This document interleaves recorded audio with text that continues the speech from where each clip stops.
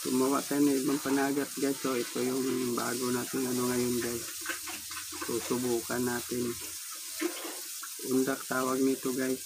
Iwan ko lang sa ibang lugar kung anong tawag nila rito. Pero dito undak to guys. Gawa ng pistalet at saka itong tinatawag na King Eagle.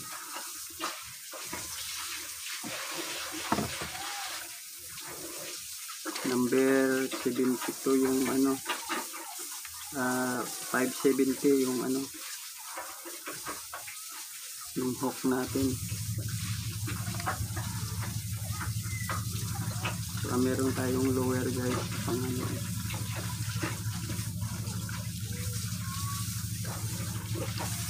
pang squid.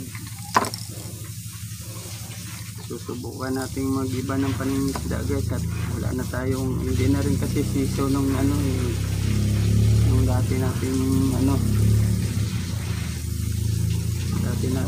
panaga. Kaya mag-iiba tayo na guys. Ito pala yung bahayan nito guys at saka yung primary at saka secondary. Ito number 4 25 mm 4 pounds. Numero 4.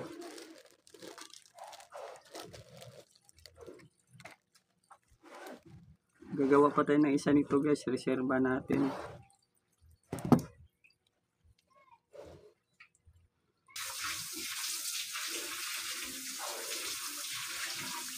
Hihimay tayo ng guys, so pang natin, kung gaano kakapal yung gagawain natin pamain.